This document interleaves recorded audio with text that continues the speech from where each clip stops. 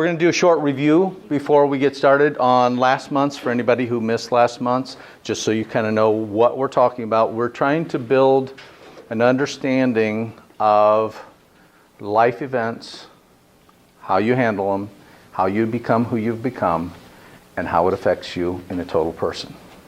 So for many of us that have a religious belief, a belief in God, I think by the end of this time, you will certainly understand the unique, coordinated, amazing way that we were put together, and how there's no such thing as separating out a body part and actually treating it and actually being successful in our treatment protocols. I just don't see it actually working. We see it's pretty expensive, but it doesn't really work. So let's go on with the motions, okay? First thing is just a refresher of stress that can kill.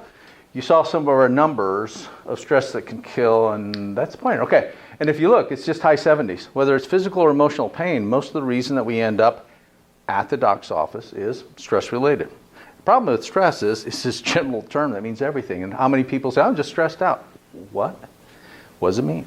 What do you mean stressed out? Who, when, where, physical, chemical, mental, emotional, spirit, which is it, what is it, and what's it mean? The most important thing is for you to remember that when you have a stress reaction syndrome, which we're not going to go through extensively, here's what happens to all of us every time we have a stress reaction, if it's severe enough. And that doesn't mean you got to get in a bus accident. It just means you're going to have an overstimulation of the heart, high blood pressure, your adrenal cortex, your anti-inflammatory response is going to go crazy, general nervous system is going to get hyper-responsive. You don't have to have a gun to your head. You can just have your feelings hurt, and it's going to happen. You can just be upset, somebody cut you off, and you're screaming at them because, of course, nobody can hear you. Oddly enough, your immune system immediately shrinks, so you become highly susceptible to getting sick. Your fluids decrease. Why? You're literally removing fluid temporarily to prepare to run or to fight or deal with whatever stress is affecting you. Your insulin pumps up, so all of a sudden you start dilating massive amounts of blood sugar into your cells so you can handle whatever the stressor is. So can you imagine somebody in a low-grade continuous stressful event or lifestyle and wonder what's going to happen to your insulin, your cortisol, and your weight, and your inflammatory process, and your disease or aging process? It has to happen every single time it occurs. Problem with modern science is, hey, quiet a minute. Modern life is, it can happen every day, all day long. You're totally stressing me out right now. Thank you. This is the Franny section, and now we'll go on. The other thing that's odd is when you have a stress reaction, you literally cause bleeding in the stomach and small intestine. It bleeds. Isn't that weird? You just think, well, you need to bleed. It bleeds, okay? System-wide effects, inflammation, swelling, and then it fights further damage. So just kind of get an idea of what that means. So there's stress. You can come on in. If you want to, you can just come on up here up front, and then you can head right on to any chairs that you want if you'd like. Okay? Okay, no problem. Thank you. Now we also covered mindset. Now, has anybody used this term or this idea, mindset, since the last event? The idea of being fixed, okay? Fixed mindset. Believe that your qualities are carved in stone, creates an urgency to prove yourself over and over. In other words, failure isn't possible because failure means you are a failure, okay? Thus, you cannot improve. That is a true issue. Sir? Growth mindset. Based on belief that your basic qualities are things you can cultivate through your efforts, your strategies, and help others. Okay? Bottom line is, you never stay stagnant. There is no such thing as that. The question is, when you think about anything, are you fixed on it? In other words, you can't change. Get in an argument with your brother 20 years ago. Nobody gives in. The family's hurt, and you don't do anything about it. Why? Because you're stuck there. You decided. And of course, when they do something, you'll do something, right? Okay, or a spouse, or a child, or a patient. I got those. Okay, growth mindset. It's what we're pushing for. It's what we want to see. Okay, all right. Here's the steps of that mindset, and we just kind of went over. You just make a list and come up with what are those fixed mindsets. Where are you stuck, and what do you feel like what does it mean, and then what are you going to do about it? And then there's processes of such, and probably within the next 3 to 4 weeks, we'll have the first seminar posted, so you'll be able to watch it in video, just so you know, okay? A large majority of illness is a combination of emotion, affect, and total body budget, which has been developed by each of us based on how we view and accept the stress from our environment. I really think that's the most concise explanation I can come up with. When somebody comes in, some of the first things I'll ask you is, how did you treat yourself the last 6 months? And the reason why I say that is because what you've done the last 6 months and 6 years is probably going to tell you how well or how poorly you're going to recover. That's just the truth, okay? All right. I'm going to pull this down for 1 second because instead of having you guys get up and walk around, which I think would have been a real fun event, but I didn't think that you would enjoy it. I want you to watch this one thing, and this would be me thinking it would be humorous if you guys did this, but you can all hear it, right? Okay. Is this the snacks for the community? No. You get one. What a joy to be here. I always love to come to your town. It's so bright and shiny today. 1 Minute Manager. It's wonderful. That's who that is, the author of. You probably, when he said 2 75-minute sessions, like I'm going to lecture to you, we're going to have some fun. We're going to high participation. So just so we get going, why don't you all stand up? They're a bunch of English, so keep that in mind. First thing I want you to do, and when I'm finished with one thing, I'll put my hand up, and if you see my hand up, put your hand up, and then everybody be quiet. First thing I want you to do is wander around for about 30 seconds and greet as many people as possible, but greet them in a very special way. Greet them as if they're unimportant and you're looking for somebody much more important to talk to. So if you could greet each other as if you're unimportant.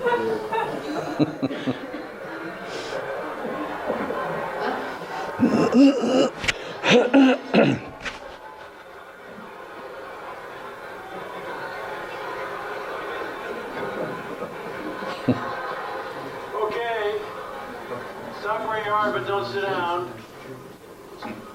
All right, now what I'd like you to do is greet each other for about 30 seconds now, but this time greet each other as if you're a long-lost friend and you're really glad to see them.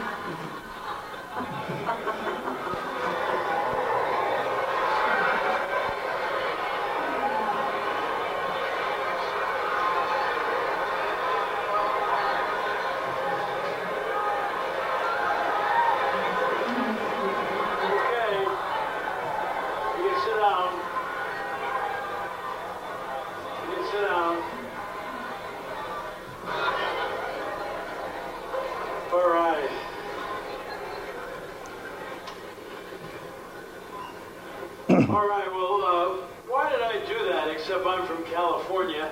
We're going to bring in some hot tubs in a little while. But the reason I did that is that to run a great organization, great family, great church, great anything, you have to know how to manage people's energy, including your own. Now, where was there more energy in the room, the first activity or the second? Second, significant.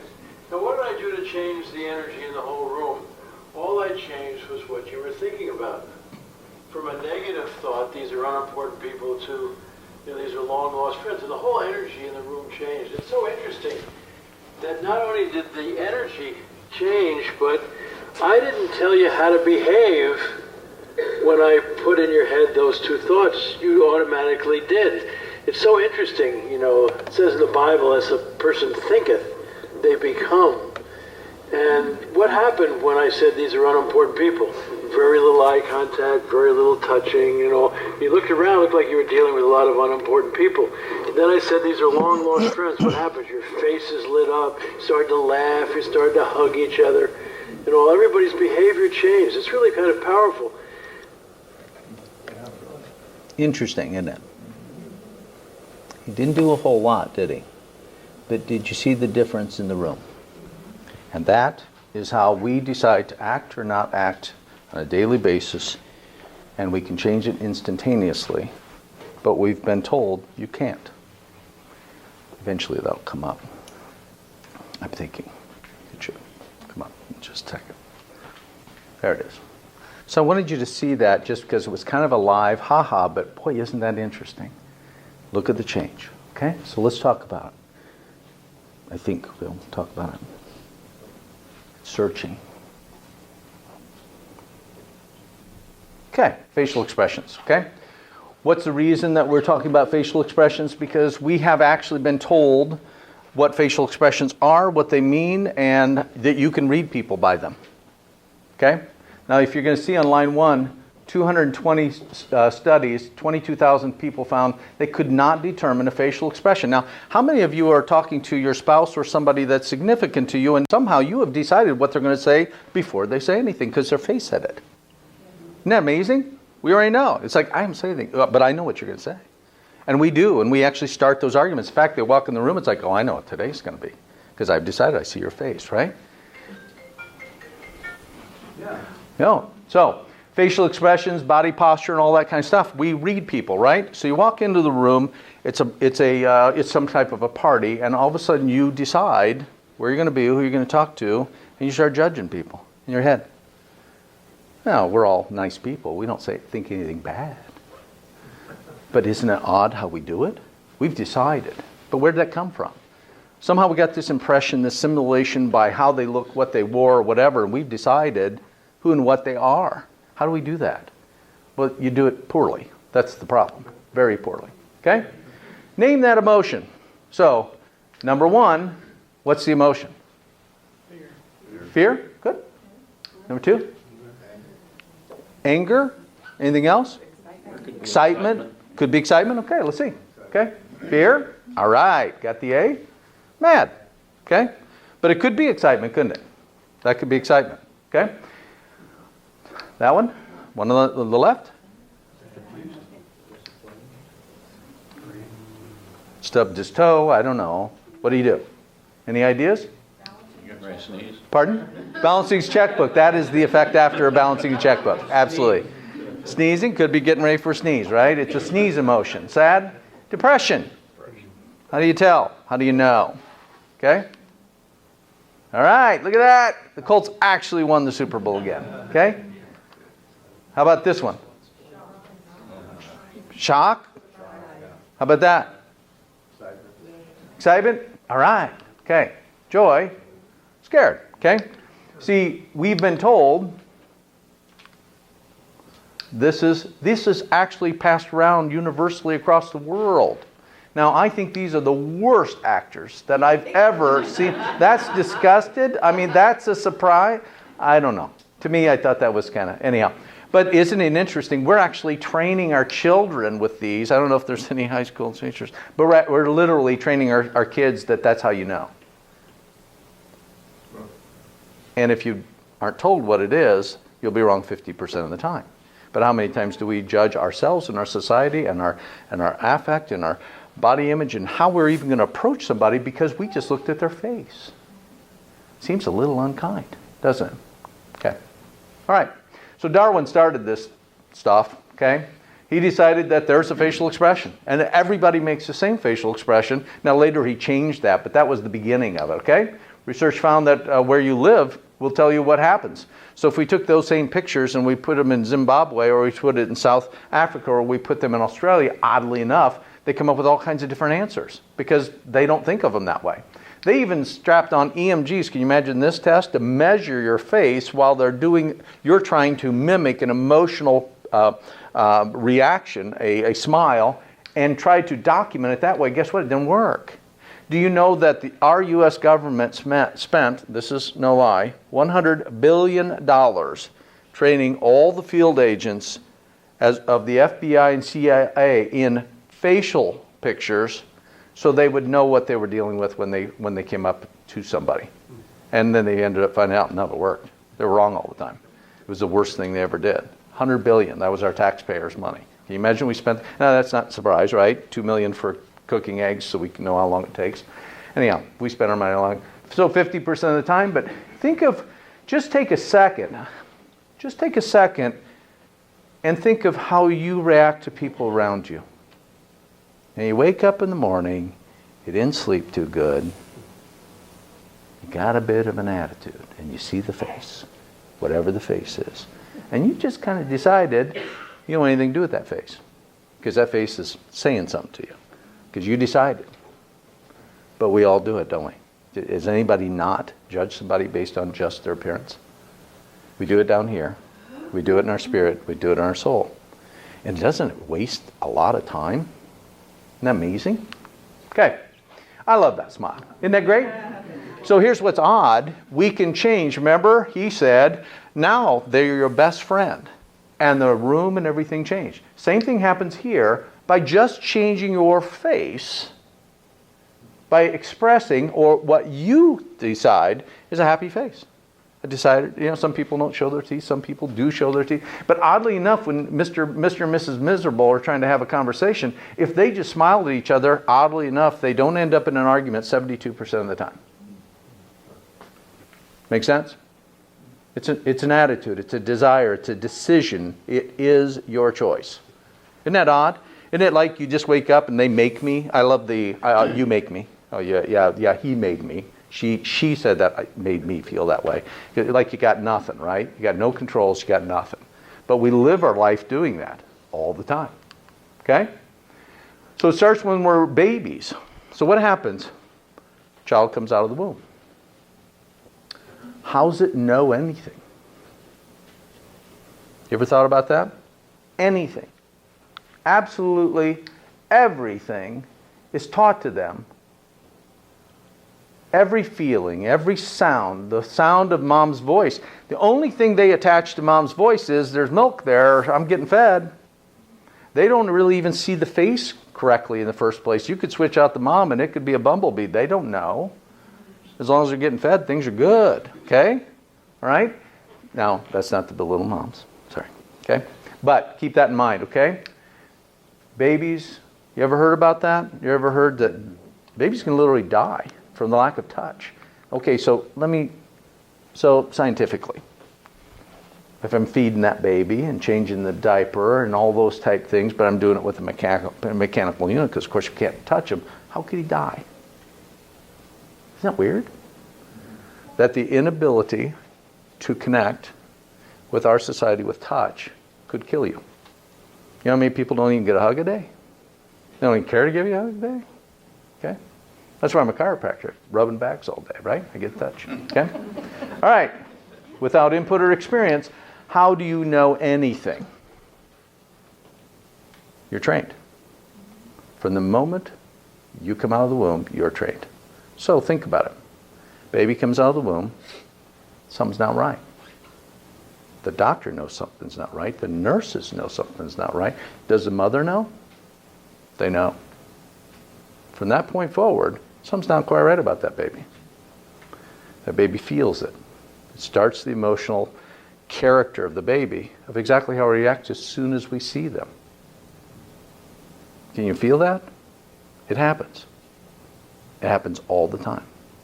But we start a pattern of that this baby's just not right. It's got a club foot. Something's wrong. So we start dealing with it differently, talking to it differently, handling it differently, encouraging it differently. Don't we do that? Honestly? Don't we do that with our own kids? I mean, I got my favorites, I know. Depends on Monday or Tuesday, Wednesday, which favorite is on my favorite list, but I got them, okay? I deal with them differently. I try to do the best I can, but I stink some days. You know? So where does it start? Right there. So keep in mind for yourself how you got here and how you react and how you feel and your attitudes and your opinions and your immediate response to things is because it started right there. Okay? From the time you're born, we start developing some kind of concept. Okay? Without those things happening, you're experimentally blind. So let me take you and put you in a completely different situation you've ever been in your entire life and say, now what do? You go, I don't know. If I've got no frame of reference, because my brain's trying to figure out, have I ever had anything like this? Have I ever been close to anything like this? Does it make any sense? Worst thing is, so my mother thinks, I'm 8 years old, I got to go out to a fancy meal. Now that's at the tavern that's about 6 miles down, because that's our fancy meal. And that's it, and it has plastic spoons and forks, but she aligns those three because I'm supposed to learn something. But I've actually been to one of these, I still don't have any idea. I don't get the spoon thing on the top and which one's in the whole thing, but isn't that an odd feeling? But the truth is, until you know it, how do you know? Read something?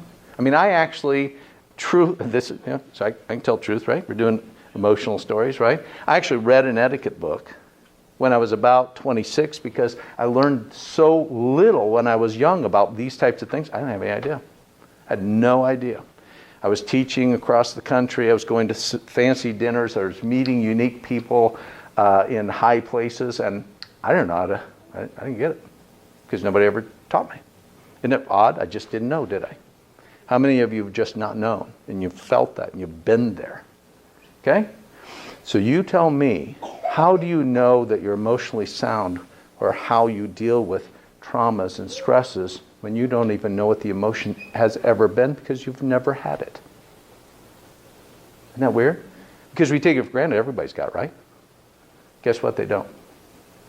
In fact, we know that 90% of the population are deficient in about 20% of their emotional development. Not just development, but even know what that emotion is.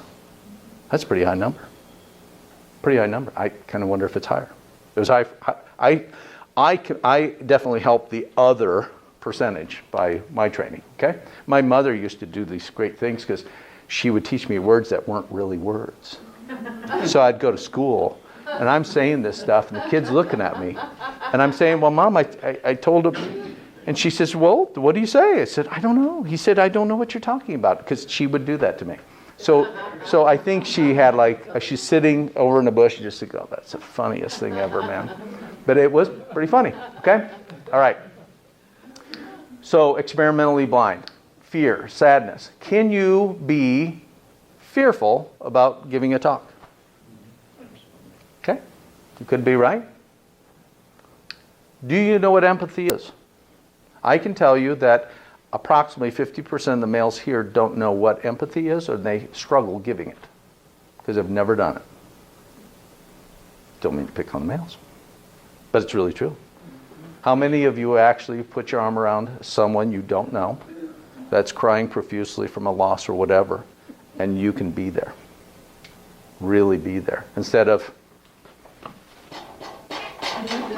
that's about as good as the guy's got, And it's not all. There are many developed men that are doing a lot better. Women, I think, are trained more in that in the beginning. But isn't it odd that we get together with one of these males and they think we understand this? You have any idea? Yeah. I have read in the past years when I was reading about ADD and ADHD that if you have that, you don't have the ability to empathize. Is that true? I think that's called a fixed mindset. Okay. And I'll tell you why. We know that 70% of the world leaders at any given time have developmental problems, mentally and emotionally, which we know right now. But the bottom line is, you wonder why people of that yoke end up leading countries is because the only thing they've known is that they are always failing. And they will decide whether they're going to call them not failures or they're going to grow through their failures, because when a problem occurs, they don't really think anything of working through it because they've had to do it every day just to get through the day. Isn't that weird? And the more they do it, the better they get. So what we know is some kids just decide to quit and they use it as a crutch, and others develop through it. And I have one of them at home. And he's now an MD, and he's in his residency. And he is truly that. Moderate in base, but he is. It's a good question. What I will always tell you is this. I know for sure, in the right environments, no matter how debilitated somebody may or may not be, they can progress. That I know. Beyond a shadow of doubt. Would you agree, Doctor? Okay. Yeah, I know. That's the biggest, hardest thing, is because we've labeled you, you're done. Okay? You're an alcoholic. Okay? Which means, well, let me think. If I haven't had a drink and I don't act like an alcoholic for 50 years, I'm an alcoholic. Oh yeah, you're an alcoholic. You're always an alcoholic. Well, how about a diabetic? I was diagnosed with diabetes, type 2 diabetes, but now all my blood tests are normal, my scans are normal, everything's normal. Am I still diabetic? Well, yeah, you are. You're a diabetic because I gave you the diagnosis. It's the label. Do you know how many times we label our kids, ourselves, our mates? We label. They don't have any way out, because guess what? We treat them like it. You're a, right? Isn't that funny? It's a terrible feeling because guess what? It happens to us all the time, right? Bad boss, bad this, bad dad, bad mom, whatever it is. They always treated me like this or that like that because guess what? They decided. They didn't have a way out of it. And you don't get a way out of it unless you find a way out of it. First of all, you have to become aware that it actually is happening and that you bought into it and that you can be different if you decide to. Make sense? I have a wonderful lady that works with very disabled young kids. And she said you can still see them and they're in the wheelchair. They can't move their arms, can't move their legs. They can only move their head. And some of them grow and persist through things that she said I could never do. But they do. And the others quit.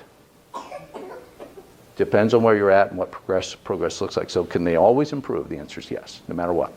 Except for they're comatose. Then we don't give them a whole lot of shot. Okay, so it starts in the head, right? So you see the rainbow up here? A little bit of the rainbow that you can see, okay? All right, so let's say that that's blue and that's what? Yellow, green, and that's, okay? But if we really looked at that spectrum and we labeled it up, we'd give you 15 different types of reds and 15 different types of yellows, right? You can only see what you can see, right? Okay? You can only see what you can see. So you have a mental interpretation of what a rainbow looks like. You also have a mental interpretation of what an apple is, don't you? Okay? Are they all red? They all taste a certain way? Now all the GMOs, of course, they're perfect in every way. I always get worried when all the apples look the same on the wrong aisle. Yeah. Okay? But our kids look for it that way. It's really hilarious, okay? So based on a past experience with sound, taste, smell, feel, hear, you attach a concept of what something is or is not. And where did it start? When you're a baby. And it progresses. And it builds. And it becomes. Okay? You build your own view of everything based upon past input. You can start with concept thought. Okay? Just stay with me a second. Okay? Here's the construct. Okay? Nice car. All you can do is somebody's trying to explain to you this picture of something that happened way back when, right? It's a little blurry, you kind of getting an idea. It says it's a car. Just can't make it out. Just struggling to get through it. And somebody gives you a little hint. Well, this is from our senior picture. It's going, oh. What is your brain doing? Man, it's scanning. It's scanning and scanning. No different than a computer. You know, you're trying to you're doing a Google search, right? Okay? And you put in 2 words and that gets you a little something, but it's not quite. You put a third one in, and you put a with and without and all that, and all of a sudden, boom, it's there. This is what you're doing right here. That is what you do every second of every day on everything you think, feel, or do. And not do. Isn't that interesting? You know how hard your system's working? It's amazing.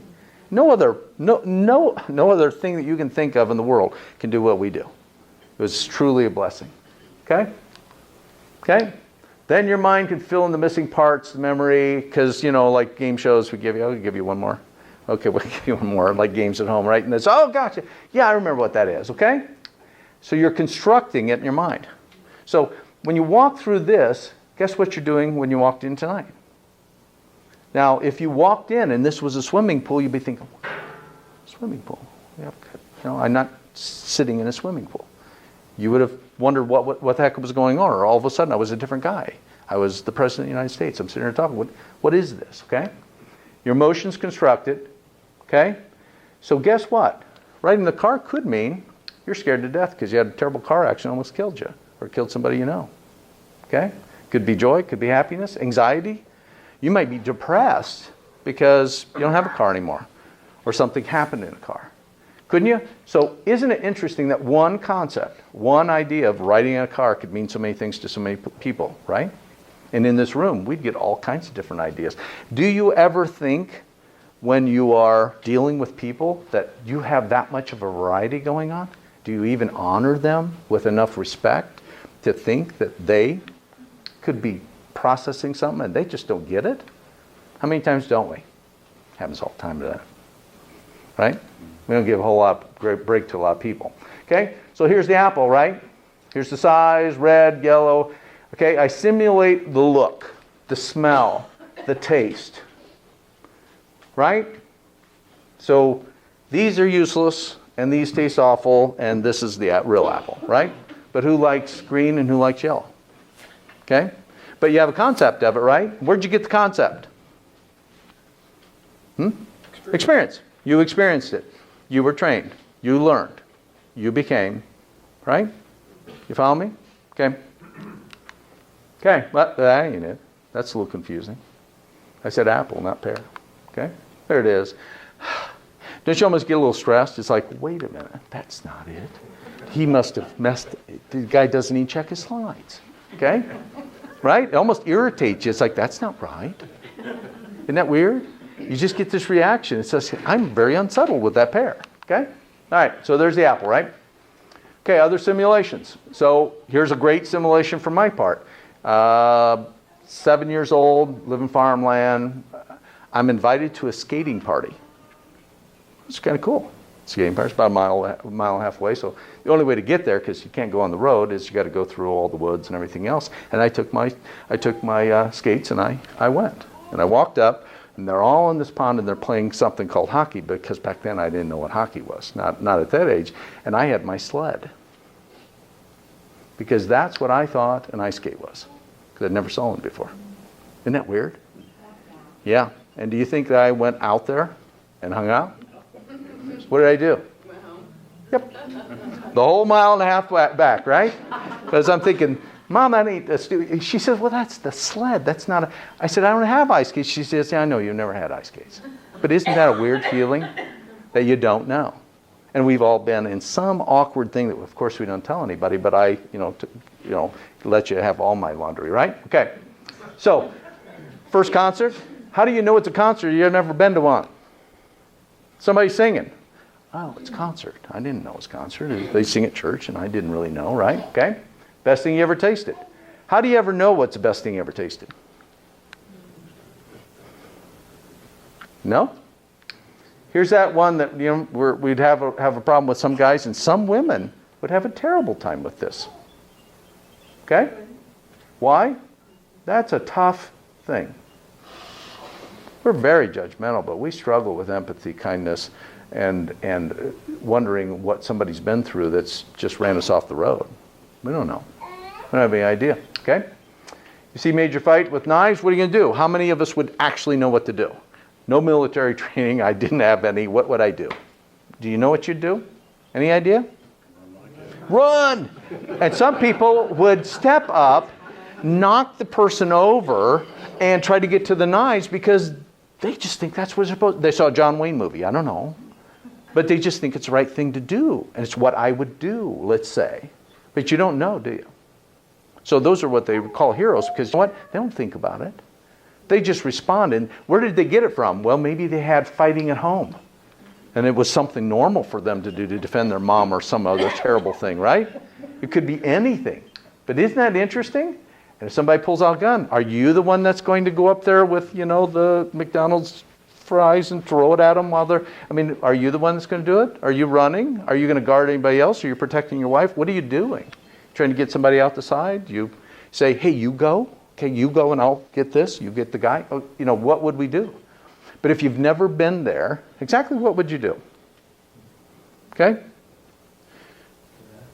You don't know. You'd react. But you'd react based upon what? If I had a gun or not. And Franny would have a gun, just so you know. Okay? So if you're going to the restaurant, you ask Franny to go. Okay? But the bottom line is, what would you do? You'd react based upon what you saw, thought, felt, or have been exposed to, trained in, or not at all. Or you run. Okay? Remember, way back in the 1900s, early 1900s, chivalry was a big deal. And, men, they, remember the Titanic? Men, they gave all the women the boats. No, they didn't, did they? Okay, so I guess it's not that way, is it? Big chickens, right? Okay, yeah. So just out of curiosity, does our fight or flight Where's it come from? change depending on the experiences that we've had? Let me ask you something. You have a river, and you step in it, and you step out, and you step back in. The same river? Yes or no? Different water. Different water, different river. It's just different water. It's different. It's always different. So for every single event you ever experienced in your entire life, you changed. And you're never going to go back. Sometimes change for bad, sometimes change for good. Yes, ma'am. The last question about the restaurant. My immediate thought was it would depend on who it's with. If I needed to defend them, I would have a different response. 100%. And if it was a different situation, I'd be looking for somebody to defend me. 100%. Because when I'm the mom or the grandmother, I'm the defender. Totally. I'll kill you with my tray. That's exactly right. Boom. Put the gun away. I got the tray. Okay? Absolutely. That's exactly right. Because if Mama Bear or Papa Bear with the kids, he's probably looking for a way out. God willing, he's not. Or she is not. Okay? God willing. But it does depend on what you have seen in your parents or family or friends for all your life, isn't it? You just wonder, what would you do? I've never had to face that, thank the Lord, but you wonder, okay? So here's a simulation, okay? Do you know what a simulation is? It's a way to make yourself sick. That's what a simulation is, okay? You construct a simulation of events based upon your experience, okay? What you've read. Some of us, we're faced with a situation, but we read about it, like I read my, book, and now I know what the forks and the knives, but they're off, so I correct them, and then it's right. It's different than everybody else's, but I did correct them, okay? You infer an image. So when you came here tonight, you had a kind of an idea. You're going to have some chairs, going to have this guy talking, I'm going to have, right? You had this idea, and if it was all different, you wouldn't know really what to do for sure. Most of it was the wrong place, okay? This is why we experience the same event in different ways. So isn't it wild that we can't watch a single shot at the end of the game and everybody experience it the same? Can we? We can't. It's impossible. Isn't that weird? But somehow we're supposed to go through life and experience it in a certain way that your mate decided that you're supposed to experience it. How does that happen? It doesn't.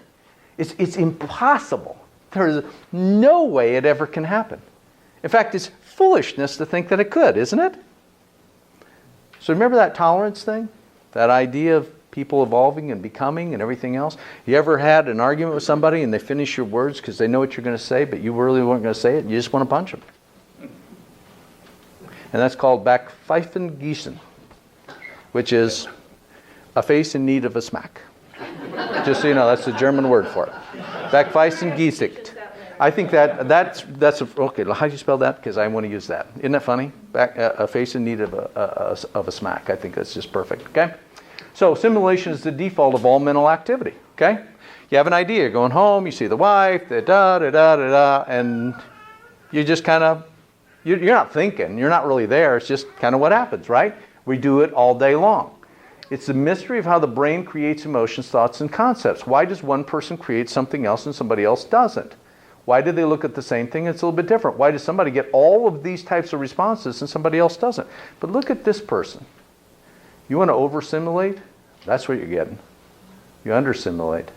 That's what you get. Depressed person doesn't expect anything. They've given up. They don't hope for anything. It's part of what depression is.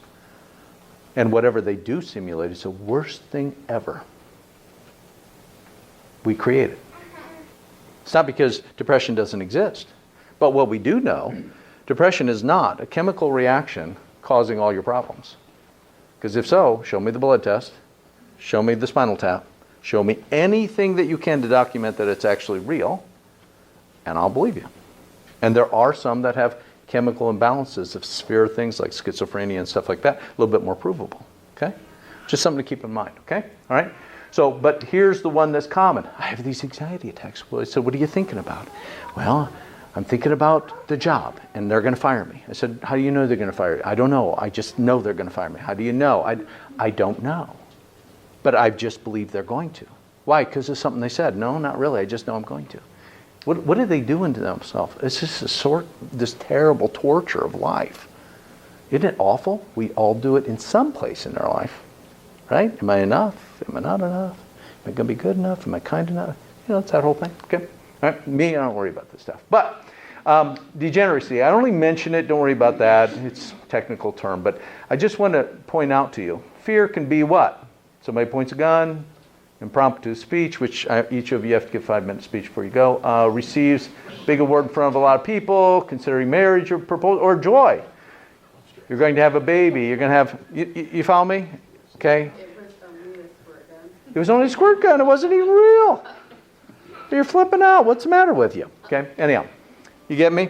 The point of it is your whole brain. Here's the only reason I put up Legato. She wrote something called Eve's Ribs. Best book. I had her back multiple times on the radio program. Let me tell you why. She's the one that compared all body parts of men and female and what was different about them. And the odd stuff that she started noting 27 years ago is women didn't have heart attacks like everybody else. Everybody else meaning all males. Okay? Yeah. Isn't that weird? They just don't. They don't have heart attacks that way because, you know, the doc looked at them, EKG looks clear, they go out to the car, they die. We don't know why. Okay? Why? Because guess what? They experience things differently. But where a lot of things came out of this is she also noted that women respond to stroke really well. They come out of stroke and they do very well. Why? Men have a tendency to be a little bit more blocked right and left brain. Women are completely circular thinkers because their emotion is tied into their very being and almost everything they do because they have somewhat been trained that way. Not all, but many. Men have been trained to, remember, be a guy, stop being a wuss. You know, you don't do that stuff. You don't feel it. What are you crying for?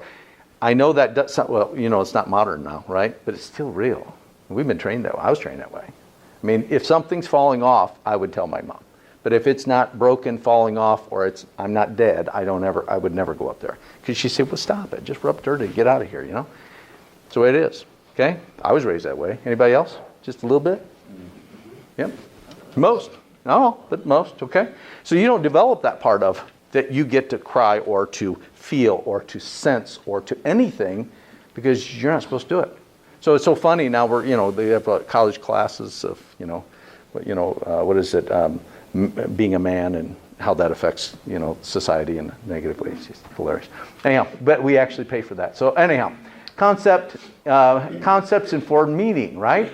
Concept is idea or mental picture of a group of class of objects, okay? Your brain groups everything together, okay? Does that make sense? Group everything together. I actually wanted a ice cream cone with and without a cherry, and this is what I get as a cat.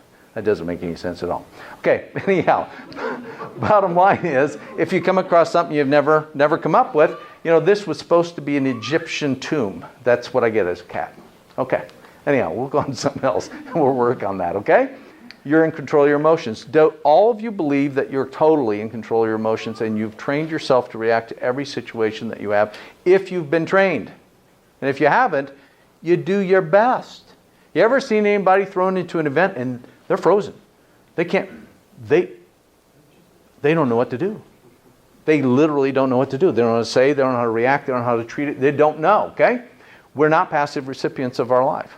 We never have been. Your emotions are molded through many avenues. All these things. So here's the thing that always cracks me up. I got a bad mom, let's say.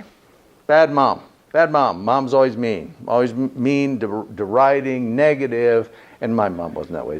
It was more my dad. But if it was that way, how many times do you think mom was mean to me in my 18 years of living there? You got any idea? At least once. At least once. And maybe 50 million.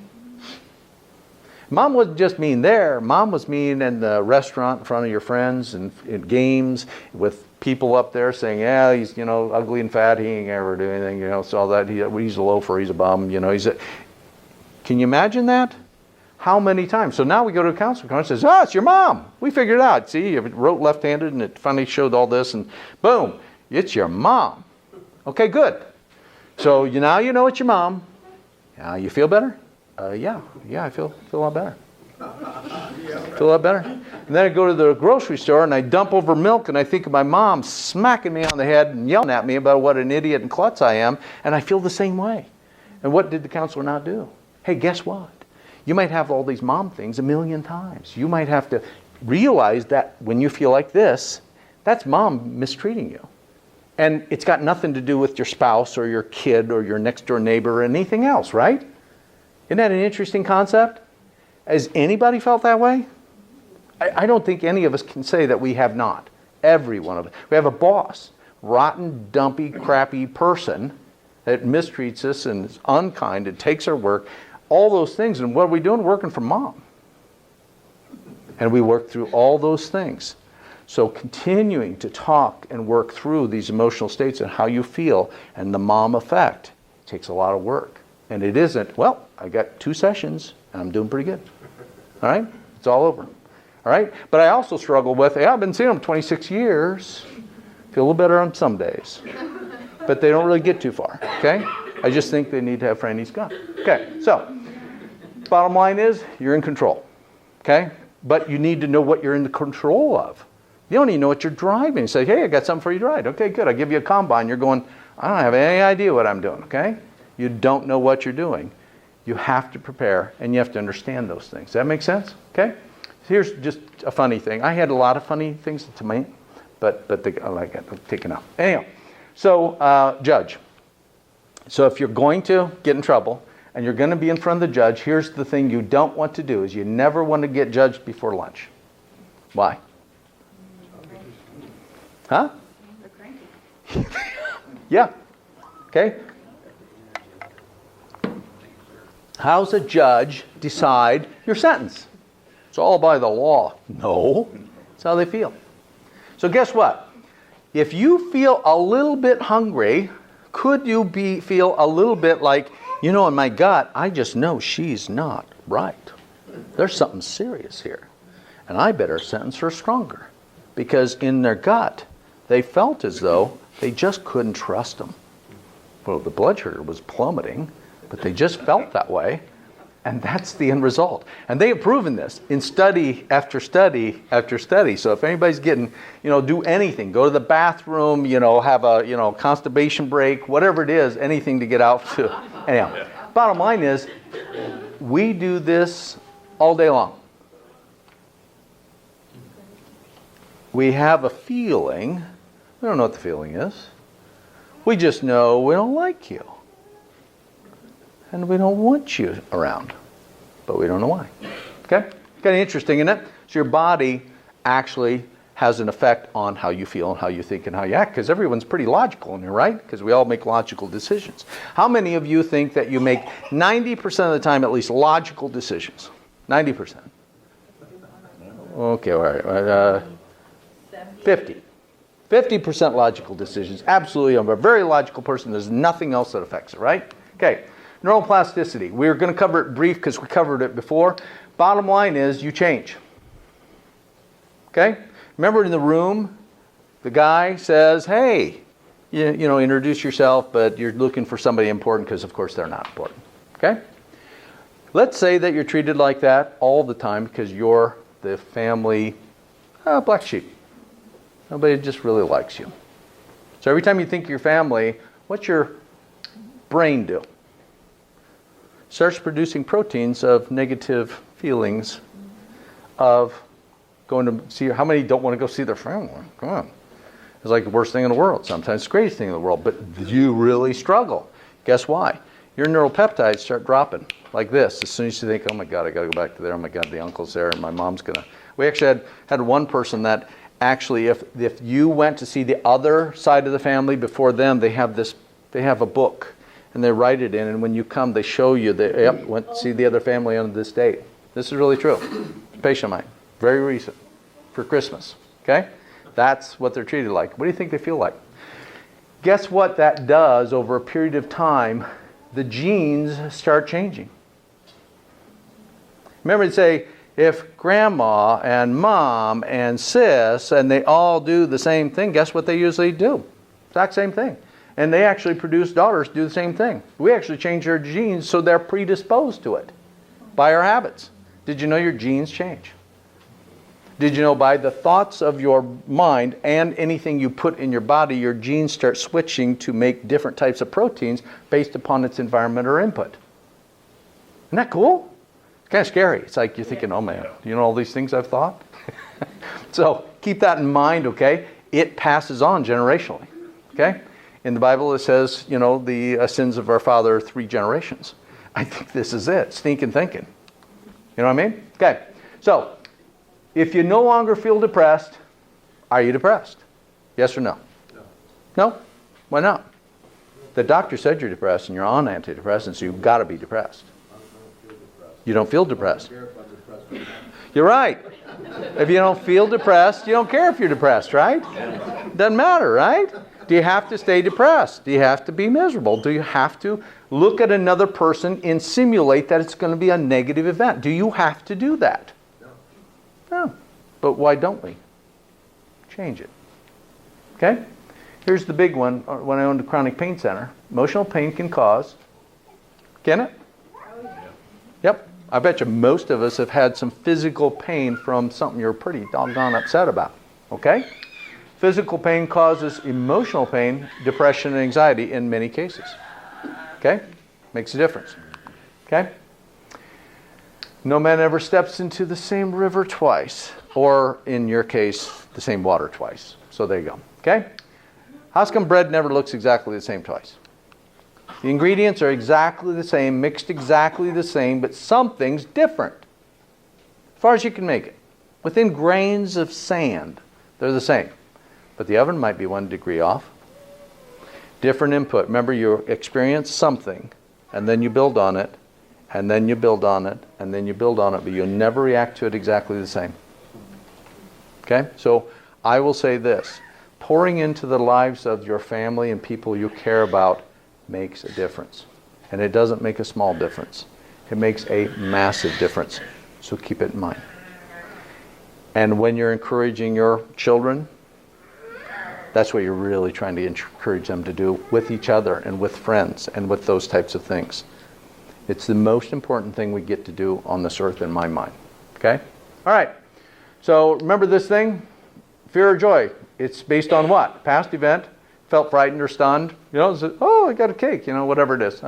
Saw something that happened that could have happened to you. You see things and you make all these decisions and you feel these things and you're not even in it. You see somebody going through, you say, oh my gosh, I feel so bad. Or I'm pretty happy for them. You don't even know exactly. But why? This is what we do, living in this earth. Isn't that kind of cool? Now, here's what's odd. What's that? Is it good for you? No. It's supposed to be. It's supposed to be really good for you. And that one? Right. Now, let's say that is a cupcake. Is it good for you? So here's what happens. And this is really true. They've tested it. Blood sugar, the whole thing, right? Okay? So they actually, when you think you're eating a muffin that you think's healthy for you, you digest it differently. Your blood sugar changes how you digest it. Why? Thinking, because of what you're thinking about, not what it's. It's good for you. It changes exactly how you digest it, the amount of enzymes you put out, as well as everything else. Is that crazy? So they know if you thought that was good, your blood sugar's that. Now we could take that out and we could give somebody else the exact same thing, tell them it's cupcake. You know what they do? Blood sugar goes up higher. Why? Guilt. And all the emotional things that come into play with your decision of it's a muffin, it's a cupcake. That's how silly it is. Happens every day. Isn't that wild? Just that quick decision. As soon as you decide, I'm having something good. Now, here's what's funny is when you don't know it ain't good, your body does better with it. Okay? It's kind of like my mom, give me words that don't exist in society and I'm supposed to use them, right? Same type thing here. So you give them junk food all the time, you just tell them the healthiest stuff ever. You know it's not going to work long term, but your body will fight like crazy to use it in the best way it can. While if you think, oh my gosh, I can't help it. I got to have these cupcakes. I got to have this. I got to have chocolate. And if I could dip it in some big peanut butter, it'd be great. And I have a mold problem, and it's okay. It'll be better. Eventually, your body's going to break down. It's not going to work. But isn't that weird that that's what your body does? Now think of all the things that applies to. Now, Kill, I think it's cute. I just think it's cool. If you ate broccoli and you told yourself it was bad for you. You could, only if you believe it. You got to remember, you have a commitment of your nervous system because when you decide you're eating broccoli and it's bad for you, and it really is a true statement, You change your enzyme output, your blood sugar preparation. As soon as you think of it, you start digesting differently, right? You don't even have to have the food in front of you. But believing that broccoli, it's hard. You can't just, I'm just going to decide, broccoli's bad for me. And it just doesn't work that way. You got to really believe broccoli's really, broccoli with cheese when you got a mold problem, maybe it is really bad for me. Does that make sense? Here's what's funny, and I've told some of you this. But when they were trying to make broccoli so bugs didn't get on and everything else, they crossed it with a shellfish. They found something in shellfish. And then people that ate broccoli were getting breakouts because they were allergic to shellfish. Isn't that funny? They didn't tell anybody, but they took it off the market. That happened about 12 years ago. Isn't that wild? They do anything to make money, right? So what if you are going to eat like a piece of cake and you know it's not And good? you know it's not good for you. You said it. Yeah, but you know it's not good for you, but it's like, I've eaten really healthy all week, I deserve this, I'm really going to enjoy it, and you don't feel guilty about it. Yeah, it'd be less of an effect, wouldn't you? Because what did you do? You decided that this was an okay thing, that it's going to affect your blood sugar, still going, but it would be as bad as like, oh God, look at that, I know I'm a blubberbutt, but I've got to have it. It's that stuff. And you decide that's the issue. Does that make sense? Okay? So what's that mean? It means that everything in your emotions, in your body budget, and your affect and attitude decides how your body's going to react. Remember the logical guy? 50%. We'll see if we get there. Okay? Body budget. I only mention it because we've covered emotions, right? And how you produce them and how you progress with them. So here's the thing. If you don't feel good, you don't feel right, you don't feel at peace, you don't feel something, ask yourself why. Where'd it come from? Okay? It's bad mama. I get it. It's bad mama. Because you always told me, you're going to be a failure.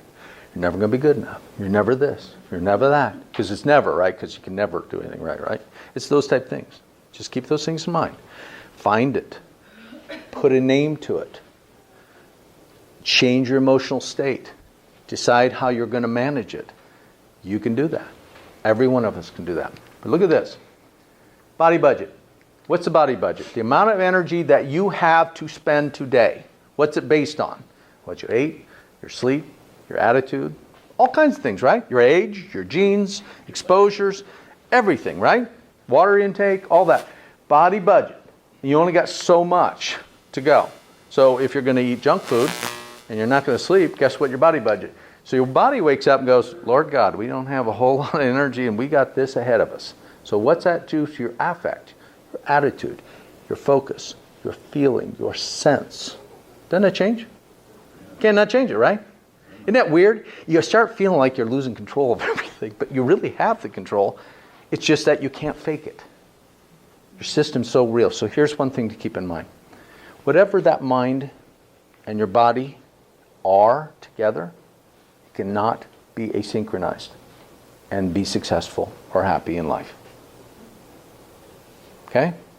Your spirit life, your emotional life, your body budget, and your affect must be in sync. That's a person that knows who they are.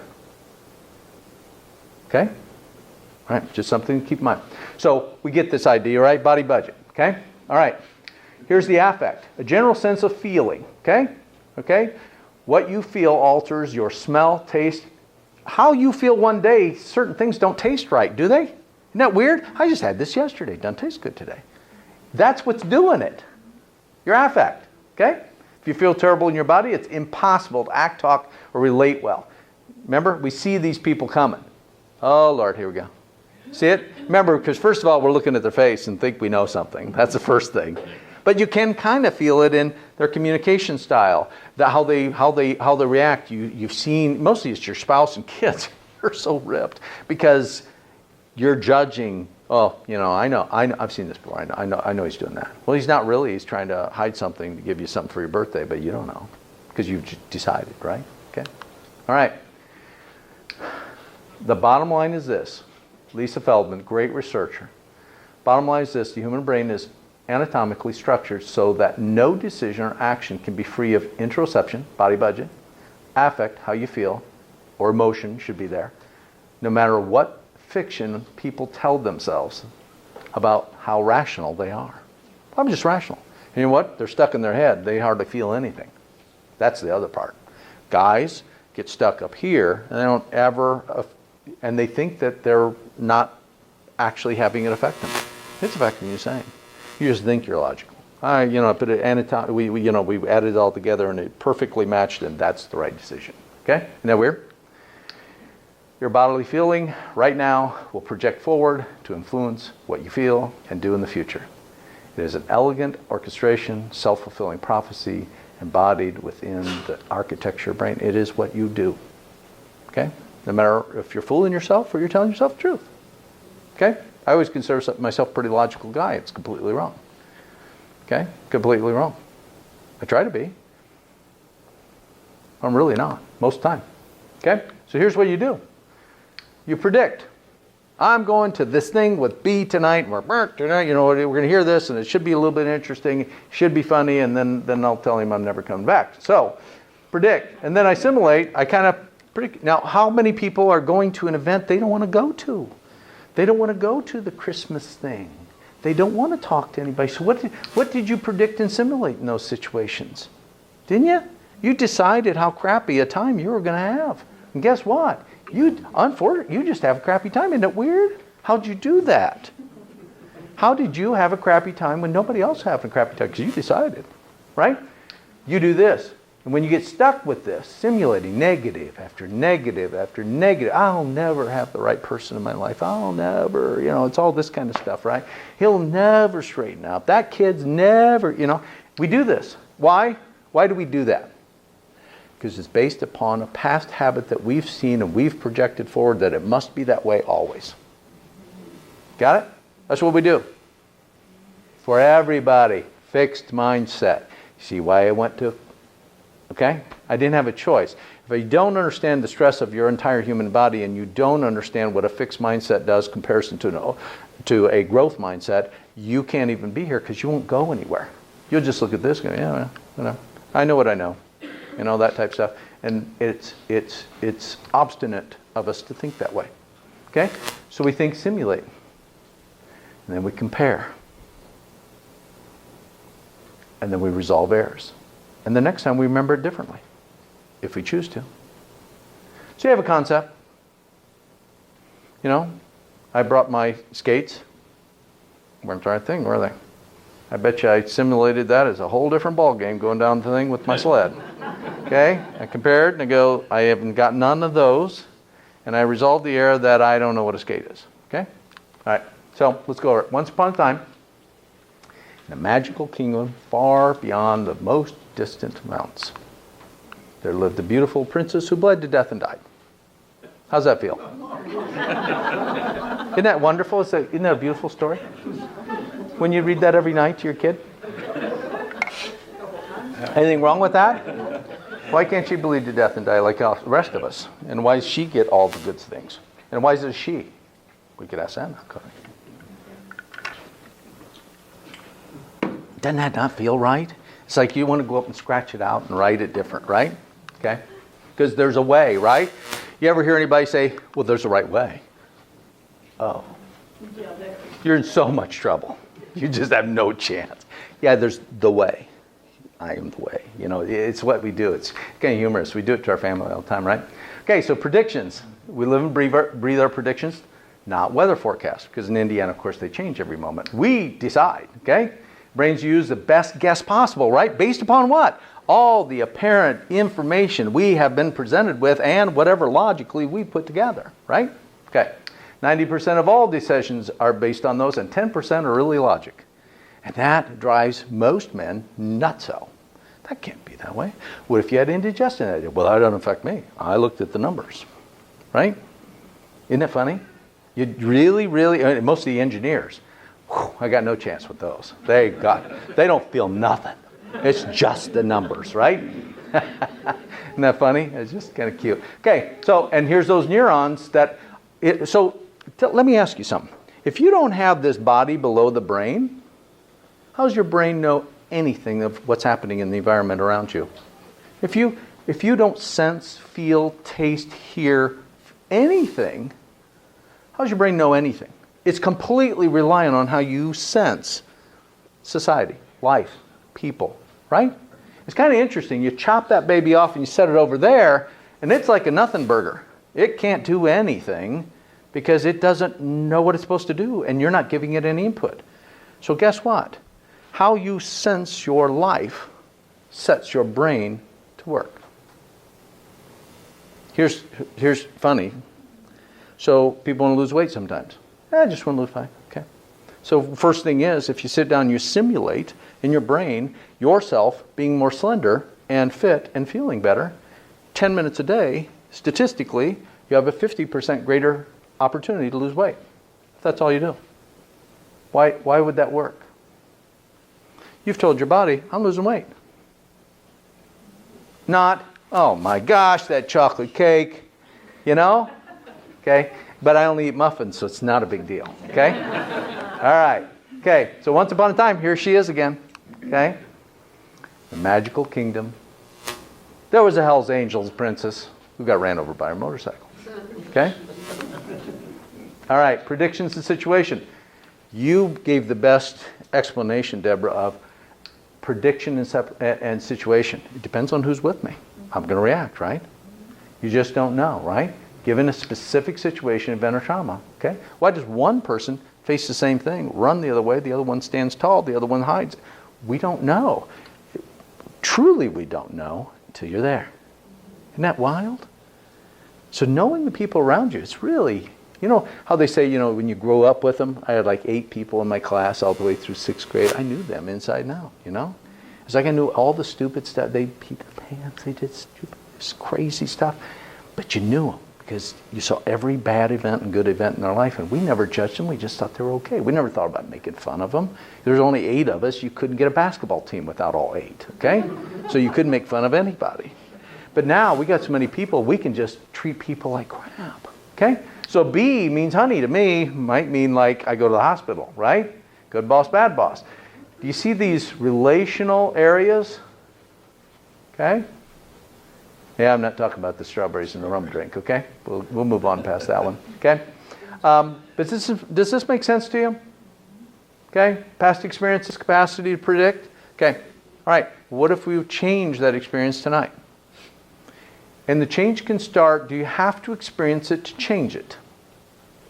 Based on what we've said tonight. Do you have to have experienced it to change it? Anything. Can you change your simulation of what's going to happen after you leave here? That's exactly right. So you change it. It is positive thinking. But it could be reality thinking too. It's like, I am not letting anybody step into my boundaries because I'm getting trounced on and I'm getting emotionally abused, and that is an issue. And I've decided, here's the boundary, no matter what happens, nobody's crossing that because I can't defend myself and I don't know how to live outside of that space. Could be, right? Really could be. Okay? When our predictions are wrong, it affects what? So we get up for the day, what happens? Got that body budget, got a certain amount of sleep, you're feeling good, and then what happens? You forget something. Adds to your day. Okay? Unforeseen problem pops up, your weather, or people, you got to run back in for whatever. Somebody calls and said, hey, I forgot my thing at school. You got to run over and do whatever, okay?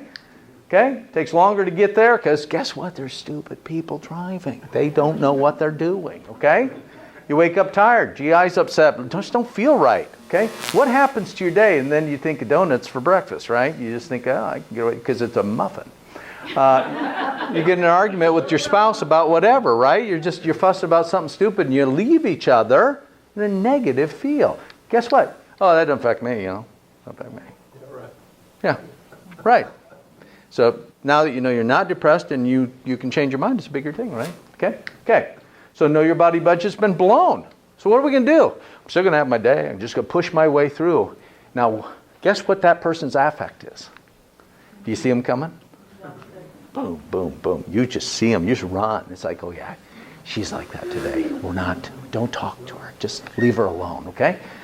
But they want to do work because they don't really realize what's going on. Can you imagine bosses like this that have no idea they're doing it? It's crazy, isn't it? Okay, so isn't that funny? 174. So you have 174 times you have a concept and a prediction by a person with the same type outcome. guess what? Becomes reality and fact, right? Okay, so this is going to drop and be bruised. But it's going to drop, right? And we know.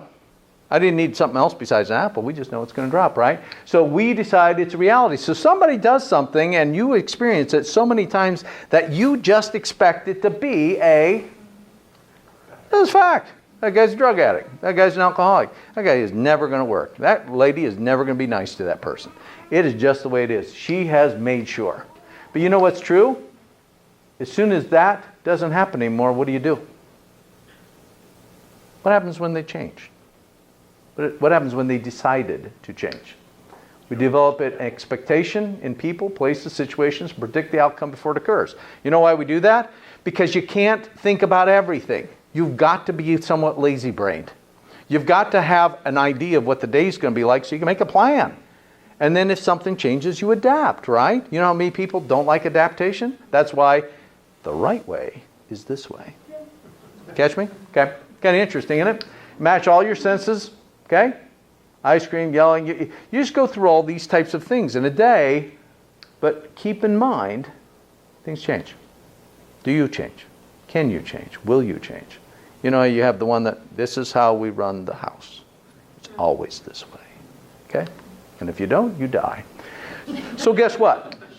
We think that prediction cascade occurs. People will argue, say, it can't be that way. Gun pulls out, and then I did this because I would never know. Well, guess what? 90% of the time you do. You played guns and stuff when you were a kid. You threw dark clods at each other. You've experienced things. You will do something based upon an experience, a movie, an occurrence. That is what you will do, no matter what. You will do it, whatever it is. Okay? Every thought, memory, emotion, or perception is constructed with your body budget, including your heart, lungs, soreness, energy, everything else. So can we make a logical decision with no input for any of that? Is that possible? Almost impossible. Except for red car, not white car. That's just set. Everybody buys a red car, okay? All right, just so you remember we talked about that synchronization? If you're asynchronized, you're done. You don't believe in what you're doing, what do you usually do? Fail. Yep. You tell somebody, I really love you, and then you treat them like crap. Okay? Here she is again. Okay? Now, is she finally going to get the prince? Okay? Bulimia, right? The poor girl's getting nothing. I mean, bulimia and cashed it in. You can see why we try to keep this with the older kids only, because they'd be so traumatized from this, okay? Redundancy, okay? If you go see a movie or you download something on the computer, do you think it downloads the entire thing every time that you hit the button? So you press the movie and it goes forward and you see a different screen, right? Well, they've learned a long time ago when you make movies or you do things on the internet, there's something called redundancy, that there's a set print and then they just add to it and add to it and add to it. That's what they do. We do the same thing. We have a set print of what we're going to go through in a day that, hey, when I eat an apple, it's going to be like this. Hey, when I do this, you don't think about it. You don't think, oh my gosh, an apple. This is amazing. Have you ever had an apple? I mean, you don't think that. You just eat the apple, you roll on. You do redundancy, meaning you pull from your memory, have an expectation, you just do what you do, right? Because that's how you don't use so much body budget, do you? You don't use as much, okay? Your mind just can't go through everything. So you have predictions. So remember, if all these things you've been through with Sam is a bad prediction, it's pretty hard to let Sam out of the box, isn't it? Even if Sam's completely clean. Nicest guy ever, doing nice things. Isn't that interesting? How many people have you not let out of the box, including yourself? That's a stunner, isn't it? Because sometimes it's just you. You're not very nice to you. In fact, you are evil.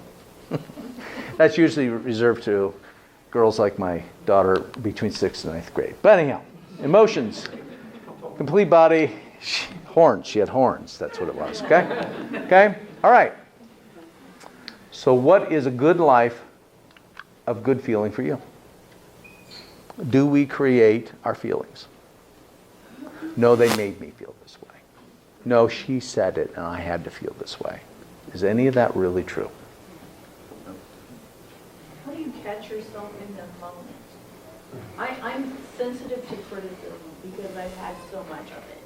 So if somebody says something that feels critical, I want to punch them in the throat immediately. And I'd like And I to see don't. that if I could. That would be great. I don't punch them in the throat, but I will have this downward emotional response Yeah. for like an hour.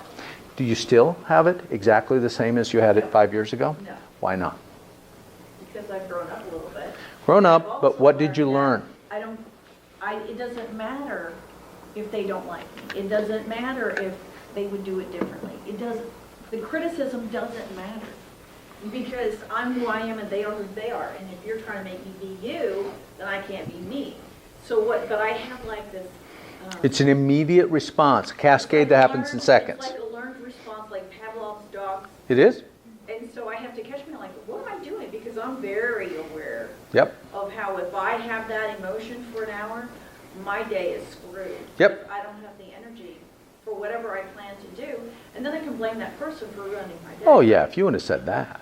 Yeah, right? What's the matter with you? Clean Yeah, the if you had stinking said, car. I had energy today, so I'm not doing the thing. We you blame a majority of people for miserable days. Totally a choice. It is. So you changed in 5 years by being aware. You said, how do you do it? First of all, you have to find out what the really bad stuff is. Don't call me fat. I'm going to think about it. Okay? Why? Because I was grossly obese when I was a kid. No way. Grossly. Grossly. I have a picture of this Little League team, and like I'm whiter than the team, but you know, I'm like, it was pretty bad. My mom had to put a sock in to put the button together because nothing fit. I was a big kid, but I could really pitch pretty well. Yeah, that's why they let me on the team, right? Okay, couldn't get around the bases very fast, but so I just tried to hit a home run every time. So adaptation to a severe situation, okay? But you learned. And what you did is you identified what was happening. Is that true? Do they make me anything? No, that's the first lie. Okay. Number two, is it true? Hey, if my feet stink, maybe I should go look at my feet. Okay. Sure. All right. Hey, if I'm putting on 25 pounds, maybe I should think about that and go do some work. Or are they saying it just to be evil? So Okay. I think it's like a doorbell, and you have to disconnect the wires. And then you get to look at what the messenger says and you decide whether it's real or not. Right. So then if I've decided to not have that throat punching reaction, Uh-huh. then I can then, stay calm and just say, well, what you just said to me felt very critical. Is that what you meant to do? 100%. Is that what you meant to say? But look at what you've learned and look at the adaptation. You would have never done that 25 years ago, would you? Right. So when you say, what do? You identify, you understand the emotion that you feel, you understand where it came from, and you decide to do something with it. Yeah. Creative, your choice, your control, 100% of the time. Okay. Isn't that interesting? As I went through this whole thing over the last 7 months, isn't it interesting that you can sit there and think of times that you didn't do any of this? And you had every opportunity to do it, and you just decided not to because you had all your excuses lined up. But. You got 90 of them. The alternative. Yeah, because you didn't think you had one. Right. In fact, you didn't realize you did it. Right. Interesting so far? Helpful, I hope? Just a little bit? Okay? All right, so this is me again. Okay, so emotions are constructed. So if your brain operates by prediction, construction, correction, and rewiring of itself, okay, through experience, then you could say that if you change your current experiences today, you would have a different tomorrow, wouldn't you? So how do you have a different tomorrow about certain things or a thing? You change. You decide. You simulate. You predict a different way. Isn't it odd that people just kind of predict things are going to be good and they happen? It's weird. And if it doesn't happen good, they just look at it as a stumbling block. They just kind of jump over because a little bit of body budget, just a little here, and it's all cool, right? How many kids do you have that are stuck? They're really stuck. They've got a myriad of excuses. And everything you come up with, okay? Make sense? Okay? So, 5% is genetic. There's just 5% genetic messed up. Not a thing you can do about it. Forget it. Okay? All right. So why does one person react one way and the other one another? Okay? Why? Because their past experience led them to a thought process that they will react that way. Right? I mean, is anything better than the political scene? We see one thing and some people go, oh yeah, that's the best thing in the world. And the other people go, oh my gosh, what's wrong with you? You're mentally deranged. Why? Past experience that justified those actions. Or, hey, it's okay. I can lie to you all day long and you'll still vote for me. Because that's what you've always done. And I expect you to do it again. You know? It's really what's happening. Okay. It's crazy, isn't it? Okay. And if you grow up in a family that's harsh, chaotic, physically abusive, adolescent girls increased inflammation and start the road towards chronic disease. Okay? Bullying victims and the bullies have the same pattern, oddly enough. Isn't it? They don't get off easy. Okay? Eventually, they feel bad for the crap they did. The narcissist, it doesn't matter. No. Okay? But the ones that aren't narcissistic, it eats them alive of how they treated Janet Grassberger in senior year in high school. And the thing they said, how they said it still bothers. In fact, I'll tell you, here's what's crazy. So I have a lady that's a well-known basketball player. She's from Indiana. She is well-known. She was in the pros. She is remarkable, okay? And she goes back, gets some big award. And she has this girl that played on her team, and she comes back, and she is bawling. She just wants a hug, and she wants to apologize for her last practice with her. And she said, what's the matter? She says, well, I have a terrible family at home. You were my family, and the idea of not being there, I was snippy, rotten, nasty. I was terrible to you that practice. And the coach said, I never remembered that. I just remembered you as being one of my greatest players. But it bugged her for 36 years. Got me? That's reality. That's why you got to do something with it. And the old stuff, you got to clean it up if it's there. Okay? I got so much old stuff, it's going to take me until I'm 110. So, anyhow, emotions constructed, right? People with less understanding of emotions. Remember we talked about that? Guys, we kind of stink in this area. We really do. And some women are overly emotional and justify their emotions by, well, I'm supposed to. I'm a female. Is that true? No. Any more than it is, I don't need to do that, I'm a guy. You know, you do that, honey. Because, you know, guys don't do that. Okay? We don't think that way, don't feel that way. Remember the idea of finding the old man and having empathy and crying with him. I don't know about that. I have a hard time with the guys with the sign that I'll work for, you know, whatever. You know, hand them 20, drive on. Okay. Start working on yourself today for a better tomorrow. Parents, this is the only thing I really want to draw your attention to. Talk about emotions with your kids.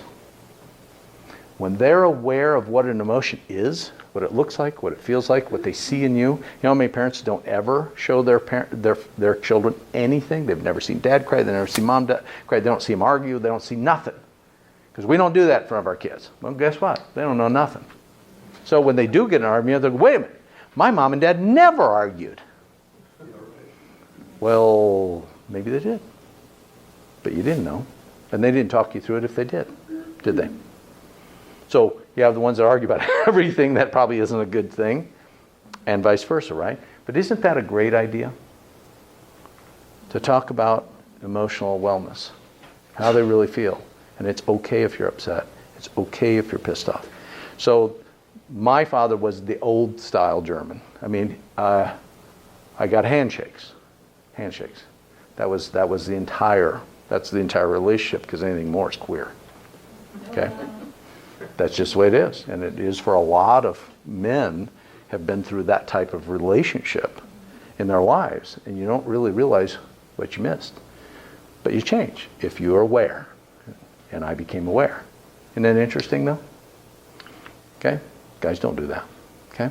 So the first time I apologized to my sons for being just a goofball, because I had decided they'd done something wrong, and it was actually the neighbor goofball, so we TP'd their house at night. But I apologized profusely to them, and my son, who was 5 years old, said, "Why'd you do that?" I said, "What do you mean?" I said, "I was wrong." And it's my eldest son, and he, I think that changed his life to know that it's okay to be. But I never knew that. Isn't that cool? One step towards your son or your daughter in a different way, what that changes. But you got to be willing to, and you might be so inept that that doesn't matter. It does not matter. Okay? Deconstruction. Remember you're saying, how do you do it? Well, you read some books. Talk to safe people. You find some safe people. And you start dealing with these things, which, by the way, our next 2 seminars are going to start dealing with that, and that. Just so you know. Because they're real words that we decide that people are. You start working with counselors, pastors, psychiatrists, psychologists, those that get what's going on. Hey, okay, I got this stuff. I don't know what it is, but I want to figure it out. I want it to work. I don't want to be here 20 years. I want you to help me in all areas, and I don't care what you tell me. You can tell me my feet stink and I'm fat. I still want to work on it. It doesn't matter because you're supposed to be safe. And if they're not safe, run. Run as fast as you can and get away.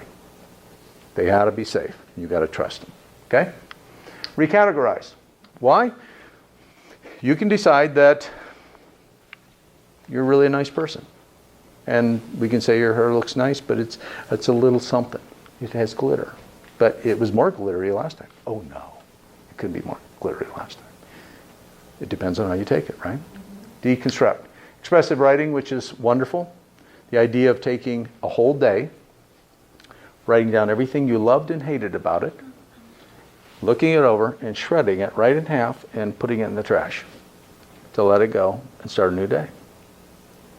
You know how many people carry the same thing over and over and over and over? Write it every day until you're done.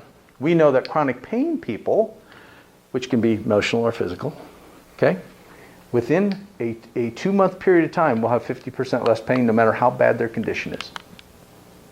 Is that weird? Where'd it go?